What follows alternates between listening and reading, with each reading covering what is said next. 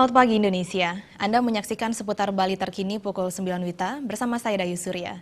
Kemacetan lalu lintas menjadi persoalan penting dan harus segera mendapatkan penanganan. Demikian di Ketua Komisi 3 DPRD Provinsi Bali Nyoman Tambe menyikapi kondisi lalu lintas di Kota Denpasar.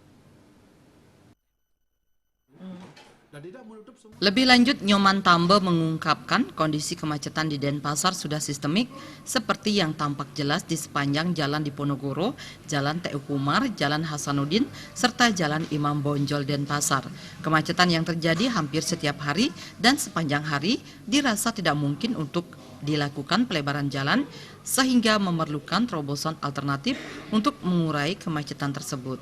Salah satu usulan yang disampaikan Komisi 3 DPRD Provinsi Bali adalah membangun jalan layang yang berada di atas alur Sungai Badung yang membentang dari Gatot Subroto Timur hingga Candi Narmada.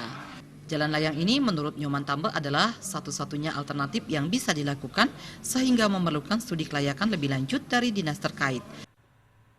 Jalan layang di atas sungai itu, dan tidak menutup semua sungainya. Sungai itu kan sangat lebar tuh, ya kan? Apakah bisa satu jalan saja atau bagus dua jalan atau seperti apa? Itu nanti hasil kajian lah yang berbicara. Kemudian di mana-mana ada cabang-cabangnya, ada anak-anak jalannya itu kan ketemu-ketemunya. Nah itu aja satu-satunya yang bisa kita pikirkan. Yang lain kalau kita mau melebar jalan T.U. Kumar, mau memperlebar jalan Gatot Ponegoro, itu sudah tidak mungkin. Apakah kita biarkan seperti itu? Padahal kita ada bahan studi sekarang. Gitu lah. Kalau pas nanti 5 tahun kita baru lagi mulai studi, ini akan memakan waktu lagi.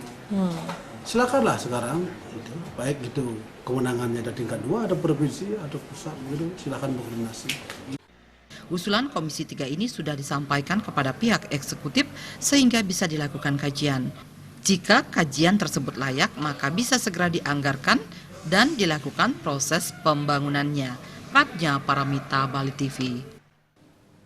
Pemirsa, ikuti seputar Bali terkini dalam 1 jam mendatang. Selamat pagi dan sampai jumpa.